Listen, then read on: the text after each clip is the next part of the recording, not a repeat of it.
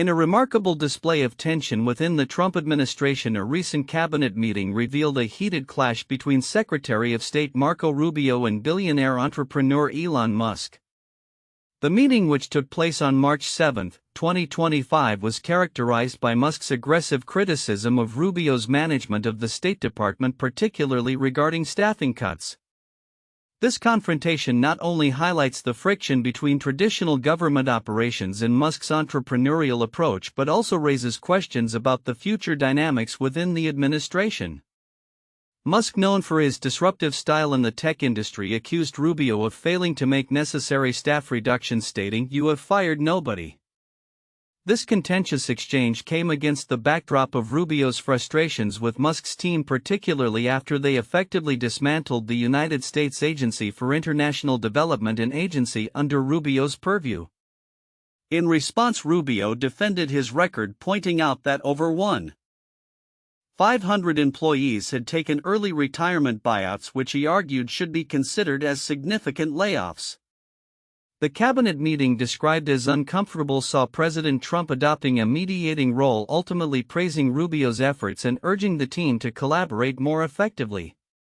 Trump remarked that while he appreciates Musk's objective of reducing waste and increasing efficiency within government, it was time to adopt a more refined approach, suggesting that the secretaries would lead while Musk's team would serve in an advisory capacity. "From now on, we will use a scalpel rather than a hatchet," Trump stated, indicating a shift in strategy regarding federal workforce reductions. This incident is significant as it marks a potential turning point in the administration's handling of Musk's ambitious initiatives. Despite Musk being a major political donor and a close ally of Trump, the growing dissatisfaction among cabinet members regarding Musk's heavy-handedness has become increasingly apparent. Reports indicate that many officials feel intimidated by Musk's influence, particularly given his control over social media platforms, which he could use to publicly target dissenters within the administration.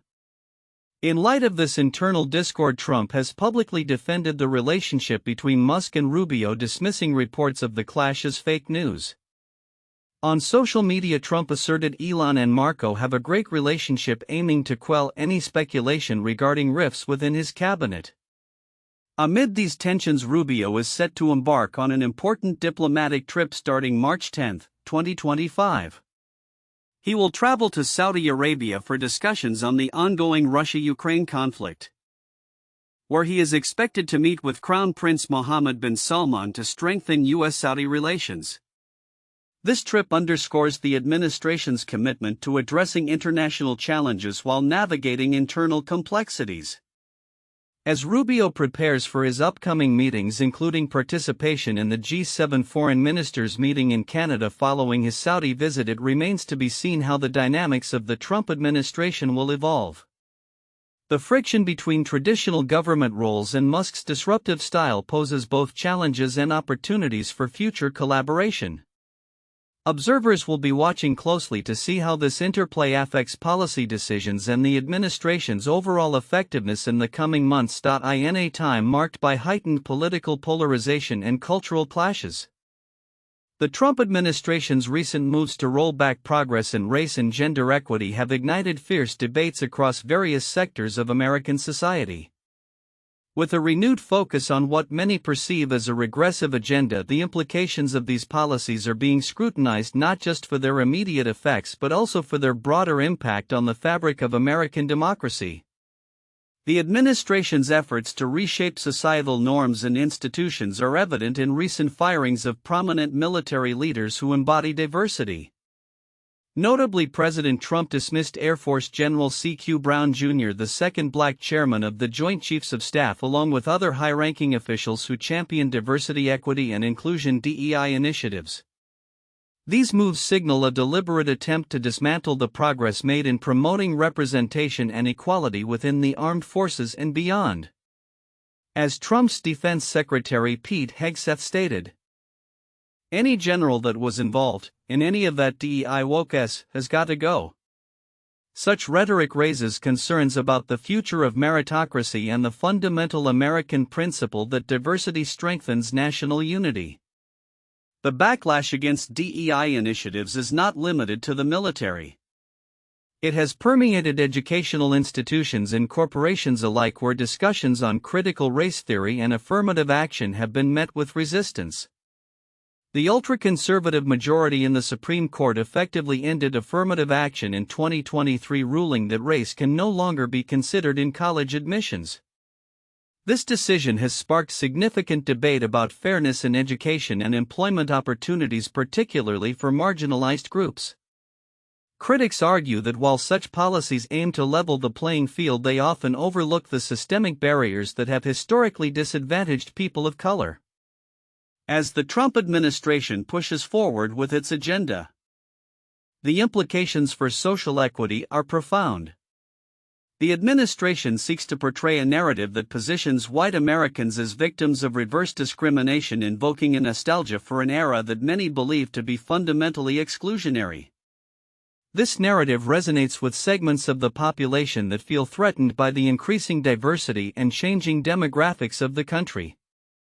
In this context, the administration's policies appear to be a strategic response to a perceived loss of power by traditional power structures, as evidenced by the rise of movements demanding racial justice and gender equality.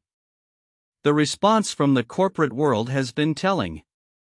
Major corporations, once champions of DEI initiatives, are now facing pressure to align with the administration's stance. Many CEOs, in a bid to avoid scrutiny, have signaled a retreat from previously committed DEI programs.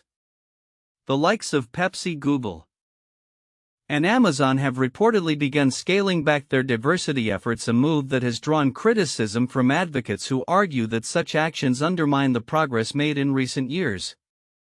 Meanwhile, grassroots movements are emerging in resistance to these changes. Activists and community leaders are calling for economic boycotts against companies that fail to uphold their commitments to diversity. These actions are framed as not just economic decisions but as moral imperatives aimed at preserving social justice in the face of regressive policies. Amid this turmoil, the Pentagon is also facing scrutiny for its approach to climate change initiatives. Defense Secretary Hegseth has indicated a willingness to cut funding for climate programs, framing them as unnecessary expenditures. However, experts warn that these cuts could jeopardize military readiness and long-term national security. The impacts of climate change are increasingly affecting military operations. From extreme weather events disrupting training schedules to the need for resilient installations. As the administration's policies unfold, the question remains: how will American society respond to this renewed challenge to equity and justice? The future of race and gender progress hangs in the balance as advocates strive to counter the momentum of those seeking to return to a less inclusive past.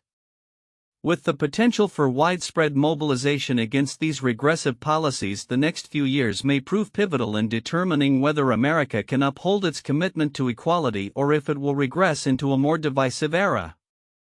The stakes have never been higher, and the outcomes will reverberate through the fabric of American society for generations to come. As the United States grapples with a resurgence of vaccine-preventable diseases. The recent appointment of Robert F. Kennedy Jr. as the Secretary of Health and Human Services (HHS) raises significant concerns about the future of childhood vaccinations in the country. Known for his controversial stance on vaccines and a history of promoting misinformation, Kennedy's leadership could exacerbate an already troubling decline in vaccination rates, potentially leading to severe public health repercussions. Kennedy's ascension to the HHS has coincided with alarming statistics. Vaccination rates among kindergartners have plummeted from approximately 95% pre-pandemic to below 93% for the 2023 to 2024 school year. This decline is mirrored by an increase in non-medical exemptions, which have risen from 2.5% to 3.3% during the same period, marking the highest national exemption rate to date. These drops in immunization coverage are particularly concerning in the context of a recent measles outbreak that has already resulted in the first U.S. death from the disease in a decade. Health experts caution that Kennedy's skepticism about vaccines could further undermine public trust. While he has attempted to distance himself from his previous anti-vaccine rhetoric during his Senate confirmation hearings, stating he does not intend to discourage routine vaccinations, many remain skeptical. The steps that he's taken so far seem to be in line with his views of skepticism about vaccines and their safety, remarked Josh Michaud, Associate Director of Global Health Policy at KFF. There might be more dominoes to fall coming. Kennedy's plans reportedly include a review of the childhood vaccination schedule and potential changes to the advisory committees that guide vaccine approvals and recommendations. Critics fear this could lead to recommendations that prioritize parental choice over public health, placing children and communities at greater risk. Lawrence Gostin, a professor of public health law at Georgetown University, warned he has all the powers he needs to sow public distrust in vaccines. This could lead to significant outbreaks of vaccine-preventable diseases throughout America. The backdrop of this controversy is a growing political divide over vaccinations. A Gallup survey indicates that only 40% of Americans now view childhood vaccines as extremely important, a sharp decline from 64% in 2001.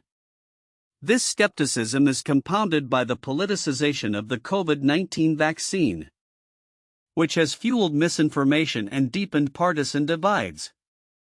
In 2024, just 26% of Republicans expressed that childhood vaccinations were extremely important compared to 63% of Democrats. In Texas, where a measles outbreak recently claimed a child's life, the vaccination rate for the measles, mumps, and rubella MMR shot stands at a mere 82%. The clusters of unvaccinated individuals in specific communities are seen as breeding grounds for larger outbreaks, as evidenced by the current situation. That's where you're going to get these larger outbreaks, noted William Moss, a public health expert at Johns Hopkins University.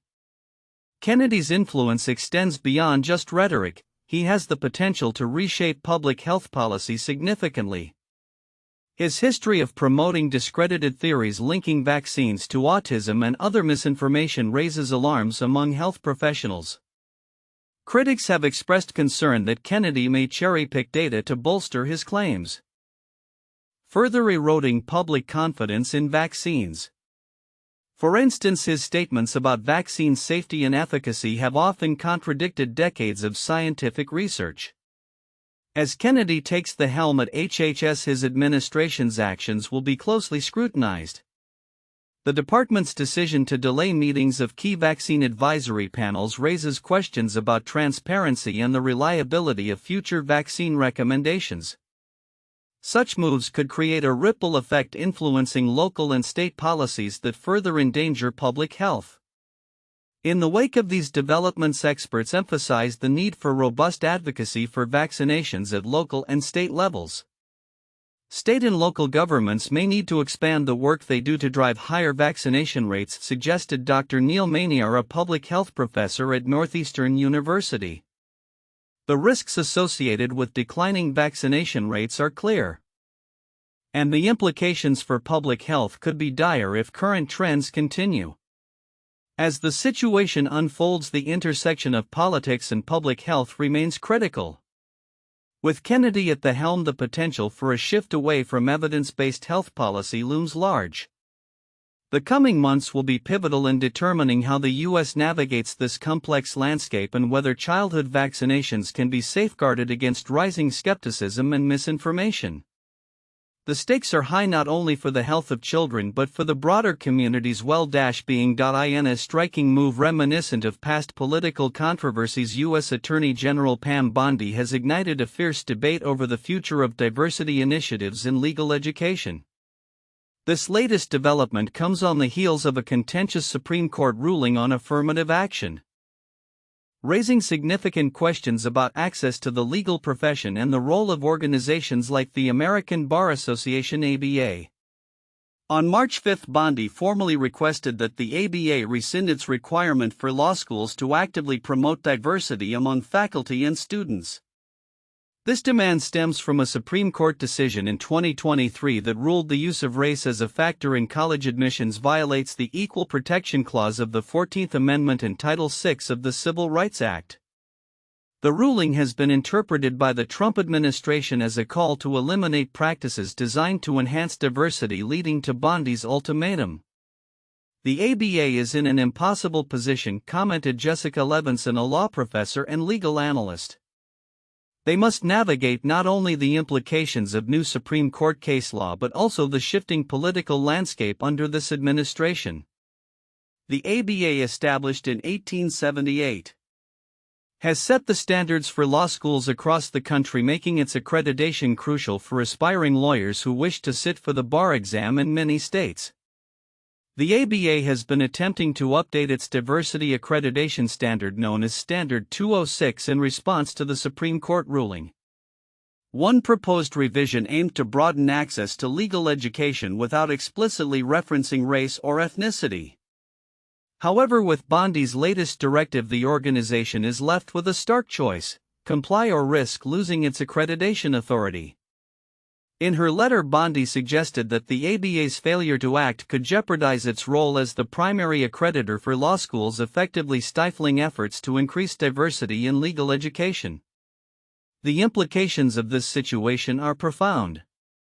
Critics argue that Bondi's actions reflect a broader anti-diversity ethos promoted by the Trump administration, which has made diversity, equity, and inclusion programs a target.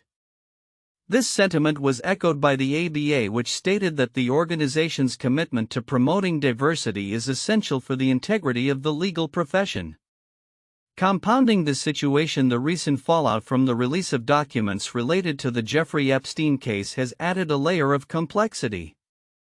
Following Bondi's assertions that the FBI was withholding information crucial to understanding Epstein's network, she demanded transparency from federal authorities. This demand for accountability in one high-profile case contrasts sharply with the efforts to limit diversity in another, revealing the administration's contradictory approach to issues of justice and equality. As Bondi's deadline for the ABA looms, the legal community watches closely. Will the ABA cave to political pressure? Or will it stand firm in its commitment to fostering a diverse legal landscape? The upcoming months will likely be pivotal in determining not just the future of diversity initiatives in legal education but also the broader implications for civil rights and access to justice in the United States. In conclusion, as the debate over diversity in law schools intensifies, the ramifications of the Trump administration's policies will continue to unfold, shaping the legal profession for years to come. Future developments will be critical not only for law schools but also for the individuals who seek to enter an increasingly complex and competitive legal field. In a series of significant developments, U.S. Treasury Secretary Scott Bessent has made headlines with his stark assessments regarding the U.S. economy and its global implications, particularly in relation to China and Israel. As concerns mount about economic stability amid geopolitical tensions, Bessent's insights offer a glimpse into the administration's strategic priorities and challenges ahead. During a recent interview with CNBC, Bessent conveyed a sense of confidence regarding U.S.-China relations, particularly in the context of Taiwan. He emphasized that President Donald Trump believes Chinese President Xi Jinping will refrain from military action against Taiwan for the duration of Trump's presidency. "I follow President Trump's lead and he is confident that President Xi will not make that move during his presidency," Bessent stated. This assertion comes against a backdrop of escalating rhetoric from Beijing, where Chinese Foreign Minister Wang Yi reiterated the country's determination to achieve reunification with Taiwan, a claim that has raised alarms in Washington. The ongoing tensions in the Taiwan Strait are compounded by the U.S. government's commitment to deter any aggressive moves from China. U.S. Secretary of State Marco Rubio reinforced this stance, affirming that the U.S. has established commitments to prevent coercive changes in Taiwan's status. "We are against any forced, compelled coercive change in the status of Taiwan. That's been our position since the late 1970s," Rubio noted. Such statements underscore a broader U.S. strategy aimed at maintaining stability in the Indo-Pacific region amid resource constraints and the necessity for strategic trade-offs in defense planning. In parallel, Bessent's recent discussions with Israeli Finance Minister Bezalel Smotrich highlight the U.S.'s commitment to bolstering economic ties with Israel, especially in light of the country's resilience following recent conflicts. Their meeting focused on enhancing economic cooperation, fostering innovation, and strengthening financial and trade relations. Following the devastating Hamas attacks in October 2023, Israel's economy demonstrated surprising resilience with a reported GDP growth rate of 1% in 2024, surpassing earlier forecasts. The Bank of Israel predicts a robust 4% growth for 2025, reflecting a potential recovery trajectory despite ongoing challenges. Economic analysts have pointed out that while Israel's economy has shown resilience, it still faces significant hurdles. The effects of the war have resulted in substantial shifts in labor dynamics, particularly with a sharp decline in tourism and interruptions in local industries due to military conflicts. Dr. Alex Coleman from the Holon Institute of Technology remarked the situation looked very dire, but Israel has had very large exits in cyber in particular and did very well with military industries, indicating that sectors like technology and defense continue to thrive even under duress. However, the challenges ahead remain daunting. The Israeli government has earmarked approximately $9.35 billion for reconstruction efforts in war-torn regions, pressing the urgency of passing budget measures before impending deadlines. This financial strain, coupled with rising living costs, poses a risk of a potential brain drain as skilled workers may seek opportunities abroad where salaries and living conditions are more favorable. Looking forward, the interplay between U.S. economic policy, global geopolitical tensions, and the resilience of allied economies like Israel will be pivotal in shaping the landscape of international relations and economic stability. As the Biden administration continues to navigate these complex dynamics, the outcomes of these strategies will have far-reaching implications not just for the U.S. and its allies, but for global markets as well. The ongoing dialogue between Washington and its key partners suggests that while challenges persist, there is a concerted effort to foster resilience and adaptability in the face of evolving geopolitical realities. In a bold declaration this past Sunday, Commerce Secretary Howard Lutnick asserted that the United States is not headed for a recession despite growing concerns among economists and market analysts. His comments came during an appearance on NBC's Meet the Press, where he emphasized President Donald Trump's vision for the economy as a period of transition aimed at reinvigorating American growth through an aggressive tariff strategy against foreign nations. "There's going to be no recession in America," Lutnick stated, confidently echoing sentiments from the Trump administration that the U.S. economy is on the verge of unprecedented growth. He attributed this optimism to Trump's plans to impose reciprocal tariffs, suggesting that such measures would ultimately lower prices for American goods. "Global tariffs are going to come down because President Trump has said, you want to charge us 100%? We're going to charge you 100%, Lutnick explained. This approach, he believes, will unleash American industries and enhance the nation's economic landscape. These remarks come at a time when markets are experiencing volatility, with Goldman Sachs recently estimating a 20% increase in recession risk over the next 12 months, largely due to tariff-related uncertainties. Lutnick, however, dismissed these fears, framing them as miscalculations by those who underestimate Trump's ability to navigate economic challenges. Absolutely not. Anybody who bets against Donald Trump is going to lose, he asserted. Lutnick also addressed the potential impact of the tariffs on consumer prices, particularly in the grocery sector. He promised that grocery prices would begin to decline by early April, although he warned of increased costs for foreign goods as tariffs are enacted. Yes, some products that are made foreign might be more expensive, but American products will get cheaper, and that's the point, he noted. The anticipated tariffs, set to begin on April 2, will particularly target imports from Canada, Mexico, and China, with the rationale being to curb the flow of fentanyl and improve trade practices. President Trump's strategy includes a direct ultimatum to Canada and Mexico regarding the fentanyl crisis, with Lutnick stating that tariffs could be lifted if these nations successfully address the issue. If fentanyl ends, I think these will come off, he said, indicating that the administration is prepared to reassess tariffs based on international cooperation. Despite the administration's focus on tariffs, Lutnick acknowledged the complexities involved, particularly given the reliance of U.S. consumers on imported goods.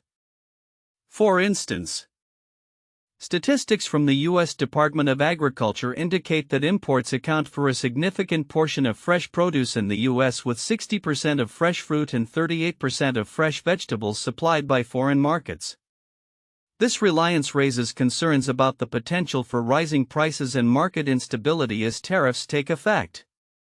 As discussions around trade intensify, Lutnick also touched on the dynamics within the Trump administration, particularly regarding the role of tech mogul Elon Musk. He characterized Musk as a vital partner in the administration's economic strategy, reinforcing the notion that collaboration with leading business figures is essential for effective governance.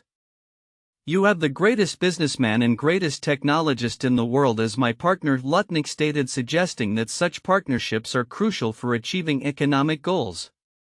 In conclusion, as the Trump administration pushes forward with its tariff policy, the coming weeks will be pivotal in determining the impact on both the American economy and international trade relationships. Lutnick's strong assurances of growth and stability contrast sharply with the apprehension observed in financial markets, leaving many to wonder whether the administration's ambitious plans will indeed yield the promised results or contribute to further economic uncertainty. As April approaches, all eyes will be on the implementation of these tariffs and the administration's next moves in what it frames as a transformative period for the U.S. economy.